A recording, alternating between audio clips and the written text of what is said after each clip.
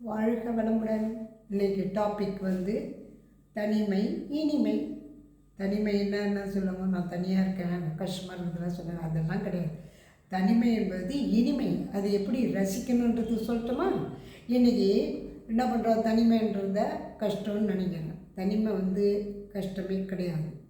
உங்களை நீங்கள் உணர்றது எப்படி? முதல்ல குழந்தை பருவத்தில் விளையாட்டு பருவம் ஆகிடுது. அப்போது விளையாட கற்றுக்குறேன், அன்புன்னா நான் கற்றுக்குறேன், எல்லாத்தையும் கற்றுக்குறேன் எல்லாத்தையும். அடுத்தது என்ன, அறிவு. அப்போ ஸ்கூலுக்கு அனுப்புறது, அந்த ஸ்கூலுக்கு அனுப்புறது, அதுலேருந்து பாடம் கற்று நம்மளோட திறமையை வெளிக்கொண்டாடுறதுக்கு அறிவு பாடம் கற்றுட்டோம். அடுத்ததுன்னா சம்பாதிக்கிறோம். சம்பாதிக்கும் போது அதனோட பணத்தோட அருமையை தெரிஞ்சுக்கிறோம். அடுத்தது எது வருதோ, வாழ்க்கை கல்வி. பிள்ளைகளுக்கு என்ன பண்ணுறான், கல்யாணத்தை பண்ணிடுறோம், வாழ்க்கைன்னு ஒன்று அமைச்சிடறான். அந்த வாழ்க்கை கல்வி தான் அவன் குழந்தை பிறந்து அவன் எப்படி வச்சுருக்கணும் அப்படின்றத கற்றுக்கிறதுக்கு வந்து வாழ்க்கை கல்வி. இப்போ என்னது, குழந்தையில் அன்பு கல்வியா, அடுத்தது அறிவு கல்வியா, அப்புறம் அடுத்தது வாழ்க்கை கல்வி. நாலாவது எந்த கல்வி? நம்மளை நாம் புரிதல் என்ற கல்வி. ஏன்னா வயசாகிடுச்சு, இதுக்கு மேலே என்ன பண்ண போகிறோம், ஒன்றும் பண்ண போதில்லை. பிள்ளைங்க அவங்கவுங்க பெரியவங்களாயிட்டாங்க, பசங்களை அவங்க பார்த்துக்குறாங்க. நம்ம தனியாக இருக்கிறதுக்கு இறைவன் எது கொடுத்துக்கிறான்னா, நீ வந்து உணர்வுங்க.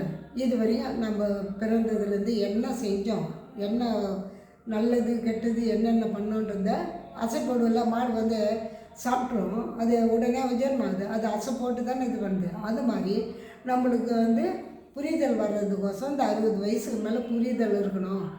இன்னும் என் பிள்ளைங்க பாசம் வச்சுட்டு, ஐயா அவன் என்ன கவனிக்கலையா, குழந்தை நம்மளை பார்க்கலையே, திரும்பி பார்க்க மாட்டேன்றோம், நம்ம இதுவாக இருக்குமேன்ற அந்த எண்ணம் உங்களுக்கு வரக்கூடாது. எந்த காரணத்தை கொண்டும் அந்த எண்ணம் வேணாம். உங்கள் குழந்தைங்க நீங்கள் இதுன்றது தானே. அப்போ அந்த குழந்தை நல்லா இருக்குன்னா அது மாதிரி நீங்கள் சொல்லுவீங்களா? யார் எது கேட்டாலும் எங்கள் பிள்ளைங்க நல்லா இருக்காங்க, வராங்களா, வராங்க, பார்க்குறாங்களா, பார்க்குறாங்க, அந்த 2 வார்த்தைக்கு மேலே பாஸ் ஆகிட்டீங்க. அப்போ என்ன பண்ண, இயற்கை பார்த்துட்டுருக்கோம். என்ன இவள் இப்படியே சொல்கிறாள், சரி பரவாயில்ல, இவளுக்கு ஒரு புரிதல் வந்துச்சு, அப்போ பிள்ளைங்களை வந்து அனுப்பலான்னு சொல்லிட்டு எப்போ உங்களுக்கு தேவையோ அந்த நேரத்துக்கு பிள்ளைகள் உங்கள்கிட்ட வருவாங்க. உங்களோட வேலையை முடிச்சுட்டு அடுத்த நிமிஷம் அவங்க கிளம்புவாங்க. அப்போ வந்து திரும்பி நீங்கள் கவலைப்படக்கூடாது. இறைவா, நீ இந்த நேரத்துக்கு நான் தனிமை இல்லை, எனக்கு வந்து பிள்ளைங்க வந்தாங்க, பார்த்தாங்க, எனக்கு செஞ்சாங்க, சந்தோஷம், உனக்கு ஒரு நன்றி அப்படின்னு சொல்கிறதுக்கு அது ஒரு புரிதல். சரிப்பா, உங்களுக்கு பசங்க இருக்குது, என்ன பசங்களே இல்லையே, நான் என்ன பண்ண முடியும், நான் யார் போய் கூப்பிட முடியும் அப்படின்னா அதுக்கும் இறைவன் உண்டு. இயற்கை கண்டிப்பாக அனுப்போம். எப்படின்னு சொல்கிறீங்களா, யார் மூலிமா நீங்கள் எந்த பிறவியிலோ ஒரு யாருக்கும் நல்லா செஞ்சுருக்கலாம். ஒரு பிறவின்னு இருந்தால் எல்லாமே கெட்டதுன்னு கிடையாது, நல்ல பதிவும் இருக்குதுல்ல, யாருக்காவது போய் ஹெல்ப் பண்ணியிருப்பீங்கள. அப்போது அந்த உதவி வந்து உங்களுக்கு இந்த நேரத்துக்கு வந்தே தேரணும். அது இயற்கை பார்த்துட்டுருக்கோம். சரி, இவங்க தனியாக இருக்காங்களா, இவங்களுக்கு யாரை அனுப்பலாம் அப்படின்னு சொல்லிட்டு இயற்கையை அனுப்போம். அப்போ நீங்கள் சொல்லுங்க, நல்லா இருந்துப்பா, நீ கடவுளாக வந்து இந்த நேரத்துக்கு என்னை வந்து காப்பாற்றினேன் அப்படின்னு சொல்கிறது. சரி, முடியாதவங்களுக்கு அது மாதிரி இருக்கிறவங்களுக்கு இங்கேருந்து பக்கத்தில் போக முடியல, வரும் ஹாஸ்பிட்டலுக்கு போக முடியல, நான் யாரை போய் கூப்பிட்டுறது அப்படின்னு நினைக்கிறீங்க. அப்போ நீங்கள் என்ன பண்ணுவீங்க, இறைவா, அதுவும் நீங்கள் தான் அனுப்புறீங்க. அதுக்கும் நான் ஒன்று அந்த புரிதல் எனக்கு வந்துடுச்சுன்னா பொறுமையாக இருக்கிறேன். எனக்கு எங்கே போகணும், யார் அழைச்சின்னு போகணுன்றத நீங்கள் தான் டிசைட் பண்ணி வச்சுட்டுருக்கீங்க. அதனால் நீங்கள் நடத்துங்க இறைவா அப்படின்னு சொல்லும்போது அப்போ தோணுமா, தனிமை என்னன்னு தோணுமா? ரசிங்க. பக்கத்தில் ஒரு மரம் இருக்கும், ஒரு செடி இருக்கும், அதெல்லாம் போட்டு, அதுவும் உங்களுக்கு ஃப்ரெண்டு தானே, அதுவும் இயற்கை தானேப்பா. நீங்கள் நினைக்கிறீங்க அது என்ன செய்ய போகுதுன்ட்டு, அது கூட பேசும்போது தான் உங்களோட மனக்கவலை போகும். நீங்கள் எங்கேயுமே ஓத முடியுங்கன்னா பண்ண முடியாது. பக்கத்தில் ஏதோ செடியாவது இருக்கும், மரமாவது இருக்கும். சப்போஸ் எதுவுமே இல்லையா, அட்லீஸ்ட் வேறு ஏதாவது ஒரு பொருள் இருக்குல்ல, ஒரு சாமி படமே வச்சுருக்கோம், அது கூட பேசுங்க, அதுக்கும் உண்டு, உயிர் உண்டு. நீங்கள் நினைக்கலாம் அது எப்படி இருக்குன்ட்டு, அதுவும் நான் ஒரு முறை செஞ்சு காமிக்கிறேன் எப்படின்றது. இதனோட ரிசல்ட்டும் அது என்ன ரிசல்ட்டுன்றது சொல்லி காமிக்கிறேன். செஞ்சால் தானே உங்களுக்கு தெரியும்.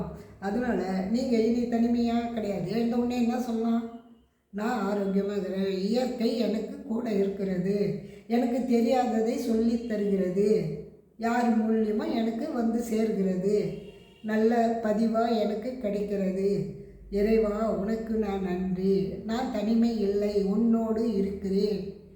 என்னோடு நீ இருக்கிறாய். நான் எல்லோருக்கும் அன்பாக இருக்கிறேன். எல்லோரும் என் மீது அன்பாக இருக்கிறார்கள். அது மாதிரி நீங்கள் சொல்லி சொல்லி பாருங்களேன், அந்த ஒரு தனி ஒரு சந்தோஷம் வரும் பாரு. ஏன்னா நீங்கள் இது தானே கவலைப்பட்டுருந்தீங்க. கவலைன்னா என்ன, எல்லோரும் கவலைக்குதுங்க, ஒவ்வொருத்தருக்கும் ஒவ்வொரு விதம். ஆனால் உங்களுக்கு எல்லாம் கொடுத்து தனிமை கொடுத்துக்கிறான்னா உணர்தல், புரிதலுக்கு தான் கொடுத்தாங்க. அப்போது உங்களால் முடிஞ்ச உனக்கு எதனா செய்ய தோணுதா, இதெல்லாம் நான் கற்றுக்கணும்னு செய்ய முடியல, இப்போ எனக்கு வசதி இருக்குது, எனக்கு செய்ய தெரியல அப்படின்ற எண்ணம் வந்துச்சுன்னா ஒன்றும் இல்லை, எங்கள் சேனலுக்கு ஃபோன் அந்த சேனலில் போடுங்க. உங்களுக்கு என்ன வேணுன்றது சொல்லுங்கள், உங்களுக்கு அதை சொல்லித்தரோம். அதனால் நீங்கள் ஒரு திருப்தி அடைஞ்சால், புரிதல் வந்தால் எனக்கு ரொம்ப சந்தோஷம். அது மாதிரி யாருமே இந்த சேனலில் பார்க்குறவங்க உங்களுக்கு மனசில் என்ன படுதோ அதை இந்த சேனலில் சொல்லுங்கள் எனக்கு. அப்போது உங்களுக்கு என்ன சொல்லணுன்றத சொல்யூஷன் நான் தரேன். செய்யலாமா? வாழ்க வளமுடன். தனிமை இனிமை, தனிமை இனிமை, தனிமை இனிமை.